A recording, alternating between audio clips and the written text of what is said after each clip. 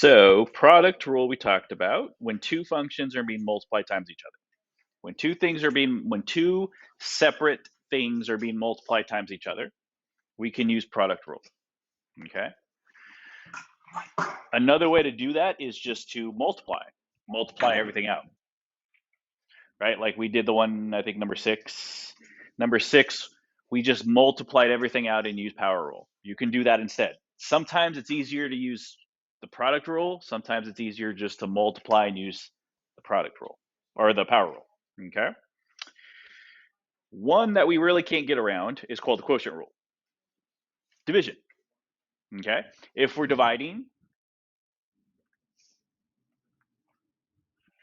we can use what's called the quotient rule. Okay. So we have a function on top and we have a function on bottom. Okay. So we have something on top and something on bottom.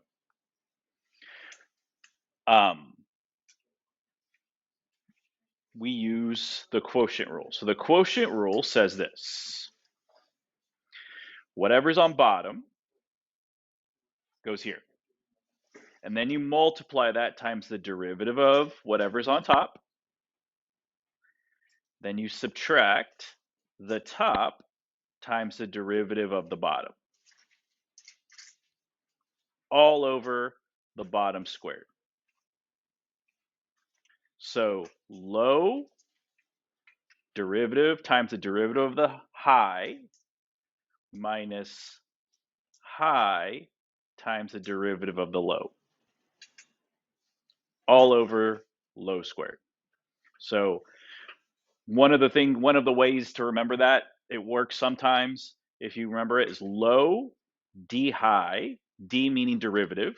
So low d high minus high d low over low squared. Low times low. Okay. Sometimes that gets stuck in your head and it's helps memorize it. Okay. So let's find the derivative of this. So let's find f prime. Okay. So f prime. Oops. You guys don't need that. F prime.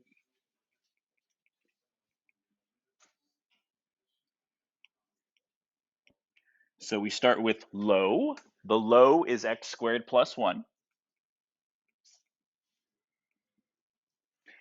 D high times the derivative of the top. Well, the derivative of x, what is the derivative of just 1x? Just one single one, yeah. Minus. I always put brackets around here because it's minus the whole thing. It doesn't have brackets up here, but I put brackets because it's minus the entire thing. It's not just minus the first term. Okay. All right. So now we have the top high d low. What's the derivative of x squared plus 1? 2x. All over the bottom squared.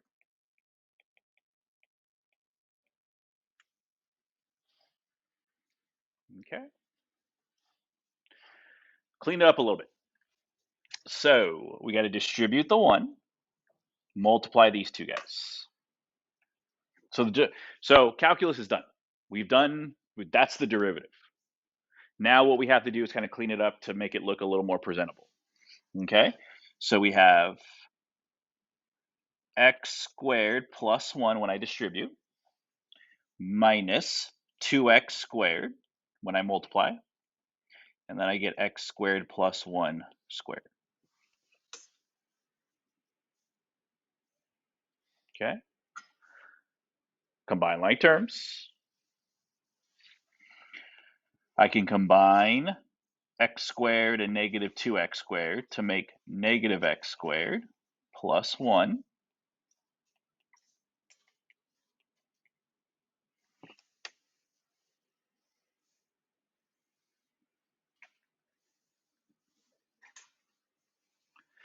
So again, everything I've been doing now isn't calculus. It's pre-calculus stuff. It's factoring, right? So how far do I have to go? Like I could factor out a negative 1 here. I could factor out a negative 1 from the top.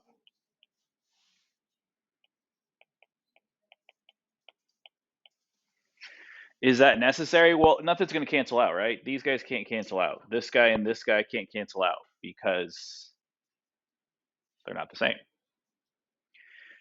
This is difference of squares, but I don't have to factor it because it won't cancel out with anything down here. So how far do you have to go until it matches one of your A, B, C, D, E? Until it matches, because most likely this will be a multiple choice question. How far do you have to go until you can get a match? Sometimes you have to keep going. Sometimes you don't. You were done with calculus after this guy. This guy was done. Calculus is over. But most likely this is going to be a multiple choice question, and that won't be one of the choices. That might be a choice. That might be a choice. You know, they might change this guy to difference of squares, but so however far you have to go, that's how far you have to go. So what is my answer? Well, any one of those. Any of these were answers. This guy was an answer. This guy was an answer. This guy is an answer. That guy's an answer. But it's just when you're doing these problems, it's just because you will see when you see these on tests, they will be multiple choice problems. Okay, 100% they're multiple choice. Okay, if it was free response, any of these guys would be okay. Okay, so that's the thing. How far do you have to go until it matches something? Until it matches one of your answers. Okay. Okay, so let's look at letter B. Letter B. So what I want you to do is I want you to try it. Try it on your own.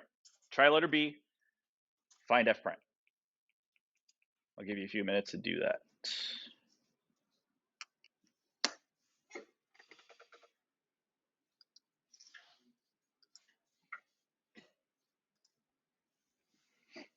Okay, so I did low, bottom, times the derivative of the top, which is 10x. Just use the power rule there. Minus the top times the derivative of the bottom. The derivative of the bottom is just 3x squared over the bottom squared. Okay. You can write the bottom like that. Because it's squared, it just means there's two of them. It just means there's two of these guys. That's all. That's all it means. There's two of them. So you can write it squared or you can write it twice. It's the same thing. So let's see. Distribute the 10x here. Multiply these two guys like I did before. So I get 10x to the fourth plus 10x minus 15x to the fourth.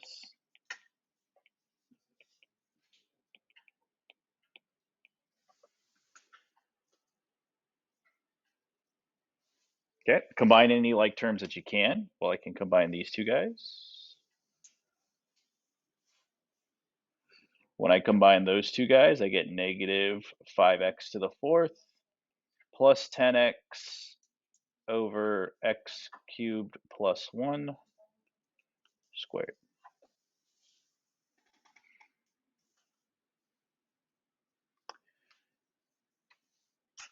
Like I say, I always get the question, how far do I have to go? Because look at the top. Can I factor anything out of the top? I can, negative 5, what else? A negative 5x, yeah. Do I have to do that? Yeah, if it's going to cancel something. If there's something, I mean, it doesn't hurt. Watch if I do it. I get a negative 5x, right? And then I get x cubed, oops, not plus, minus, what was that, 2? If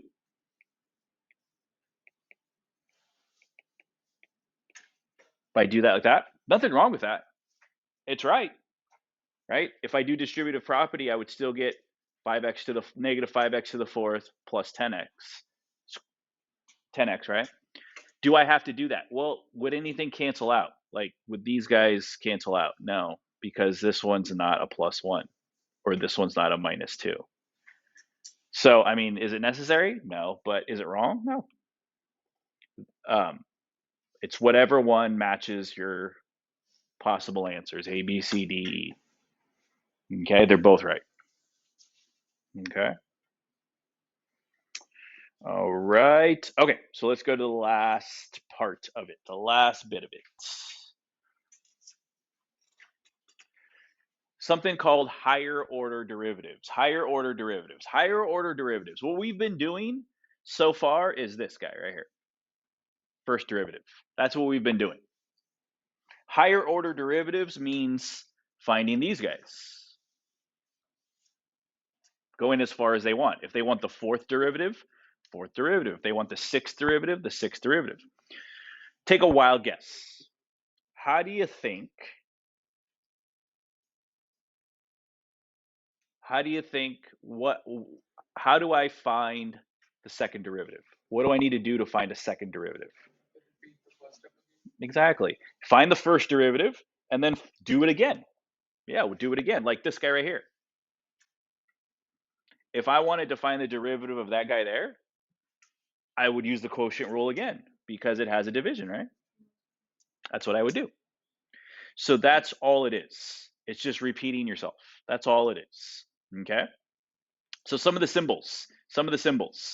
So if they want you to find second derivative, they use tick marks. So instead of 1, they say 2, double prime, triple prime, fourth prime, nth prime, whatever they want. Or if they use dy dx, they'll use squared and squared here. They'll use squared and squared, third power, third power. That's what it means. Second derivative, third derivative, fourth derivative, some of the symbols that they use. Okay? All right, so what I want you to do now, they want us to find the fourth derivative. I want you to find the first derivative. Do the first derivative right now, see what you get. Okay, do it right now, I'll do it with you.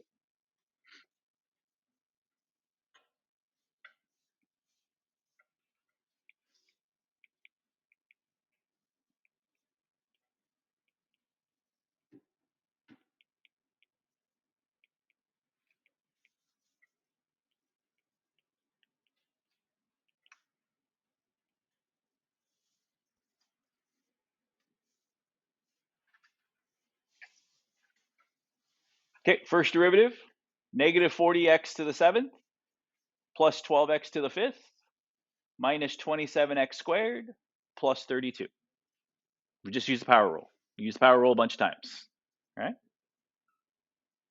So let's do it again. Let's find the second derivative. Same thing. Power moves to the front, multiplies. So 7 times negative 40 is negative 280.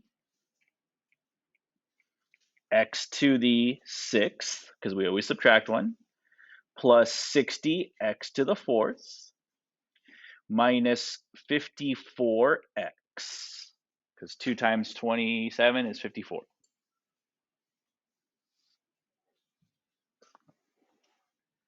Right? That's the second derivative. Do it again.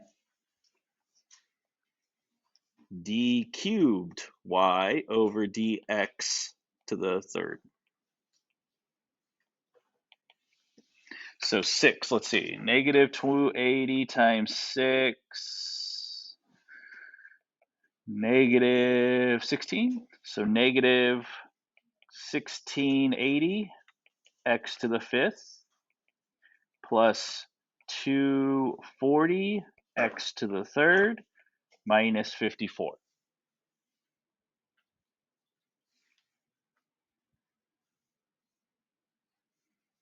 Okay. One more time. D to the 4th y over dx to the 4th. So now I have negative 1680 times 5. I get 4, negative 8. So negative 8,400 x to the 4th plus 720 x squared. Negative 54 is a constant by then, so every power went down. 8 went to 7, went to 6, went to 5, went to 4 because I subtract a power every time. Where does that power go? It moves to the front, right? It moves to the front and multiplies times whatever was already there. Okay? Sometimes I'll do that. Sometimes I'll say find the fourth derivative. It's essentially the same thing. Is it a little tedious? Yeah, but you're doing the same thing over and over again. So it's not that bad. Okay. All right. So now we have to do it for this guy. I think this is the last one. Nope, we got a couple. We got two more. So last page. Last page. What I want you to do right now is find the first derivative. Find the first derivative of that guy.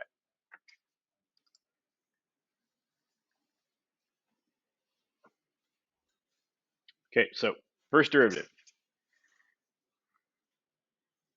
A low times the derivative of the top minus the top times the derivative of the bottom. Okay, all over bottom squared. Clean that up. Distributed the 1, so nothing changed there. Distributed 1 times x, just made x. The x's canceled out. I left with a negative 1 on top. That's the first derivative. That's the first derivative. Okay. Now what we have to do, though, it says d squared. So we have to find the second derivative. Okay. So we have to find d squared y over dx squared. That's the second derivative. Okay. So what am I finding the derivative of? This guy right here.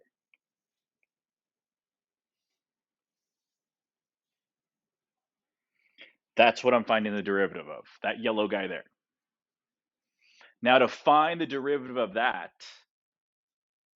what am I going to use? Which of the 3 rules that I've used so far, power, product, quotient, am I going to use? Quotient again, yeah. It's got a division. I have to use quotient, right?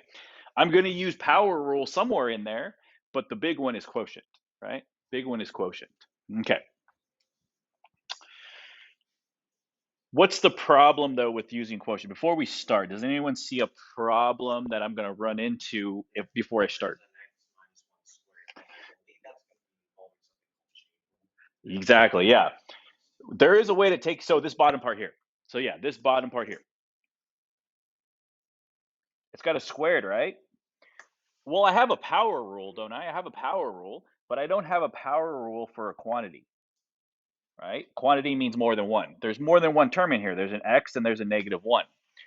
I don't have a rule for that. We will. Next week, we'll talk about something called chain rule. Okay? There is a rule for that, but we're not there yet. So if we don't have that, what can we do that we've done before that will alleviate that? That will take care of that. Not the power rule. You're close. What can we do that we've done earlier? Tristan? Multiply it out, right? Multiply it out. Okay, that's what I'm going to do first. So what I mean is this. I'm going to write it twice and multiply the bottom.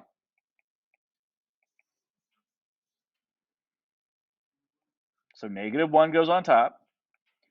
First term times the first term, x squared. Outside times the outside, negative 1x. Inside, negative 1x. Last, plus 1. So essentially it's going to become negative 1 over x minus 2x plus 1.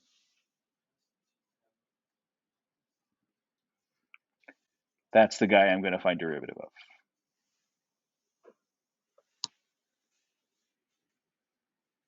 Okay.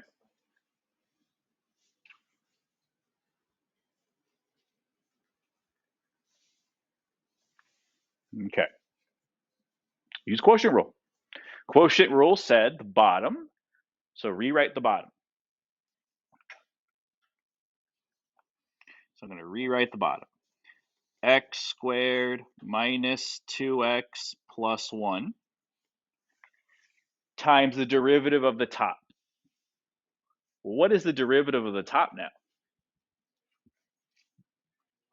0. 0. The derivative of the top now is 0 because it's just a constant. So we put 0 here minus, now the top times the derivative of the bottom.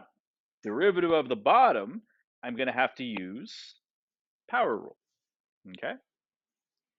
So we get 2x minus 2, close parentheses. The bottom squared.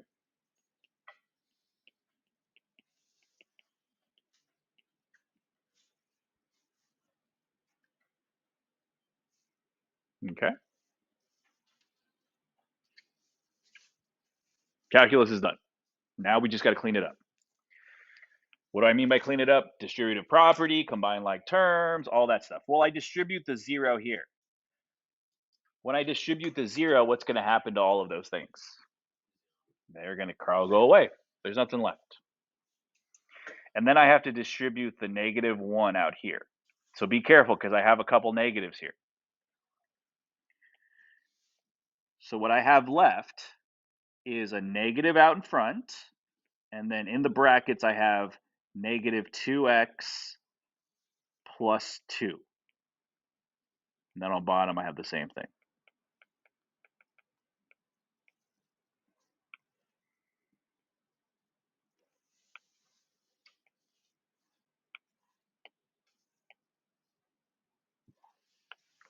Okay, so be careful with that because I distributed the -1, but I still have the negative out in front. Now I got to distribute that negative. So it's just going to change the signs. 2x is going to become positive. 2 is going to become negative.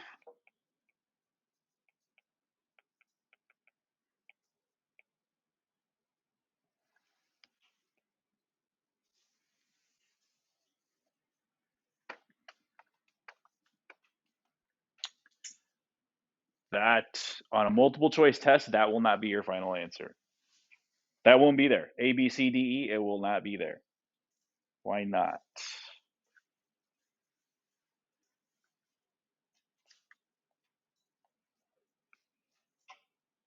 What else can I do? What else can I do?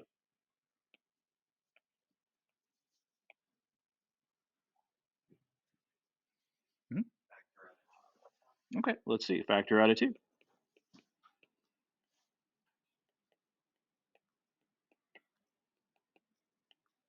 X minus 1, X minus 1. That sounds familiar. Where else did I see an X minus 1 earlier? Right there, right there. I had 2 of them over here, right? What happened to them? They're still there, right? But what happened to them? Why doesn't it say X minus 1 anymore? Because I multiply them, but they're still there, right? So can I write it like this?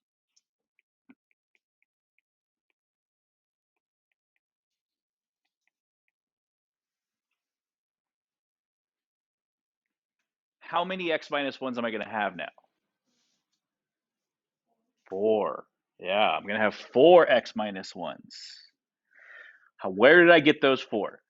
Well, isn't this 2 of them multiplied together? This is 2 of them multiplied together, right? That's how I got this. And then I had 2 more. The squared means there's 2 more. So there's actually 4 there now. Now what I can do is I can cancel out one of these guys with one of these guys. So I have 3 left. So I have a 2 on top, and I have x minus 1 cubed on the bottom. That's your final answer. That one will be the one you find on multiple choice. Because that's the biggest thing I have. The biggest thing I see with students is when they're doing multiple choice tests and they're like, Mr. Flores, there's something wrong here. I think your test is wrong. Because they get this answer here. They get this answer here. And they're like, it's not there. It's not A, B, C, D, E. And I'm like, no, it's okay. It's the algebra part, right? Factoring it out. Oh yeah, this is x minus 1. Bring it back. Cancel it out, right? They don't see that. That's the actual answer. Okay? I can't tell you how many times I get that. I get that so many times. Mr. Flores, I think your test is wrong. No, it's not wrong. You just have to factor it out. You have to match it to the one that it matches. Okay? All right, so here we go. Last one. Okay. Find the fifth derivative if the fourth derivative is this. So they've actually said, hey, this is the fourth derivative. This is the fourth derivative.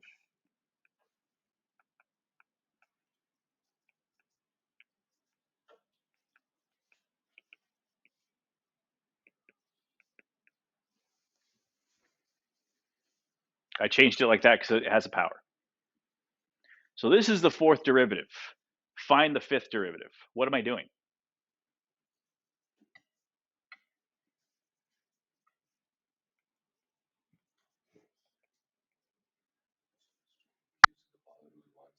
Yeah, you're just using the power rule. Yeah, you're just using the power rule once.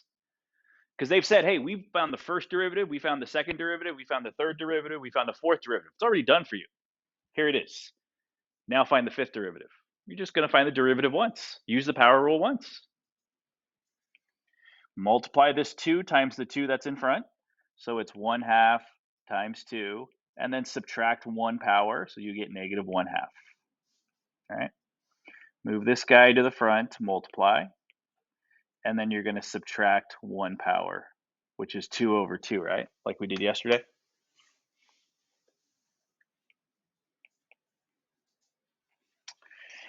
So we get 1/2 times 2, which is just 1, x to the negative 1/2.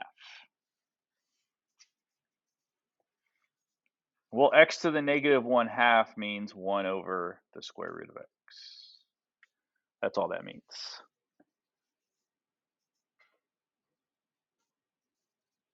Okay.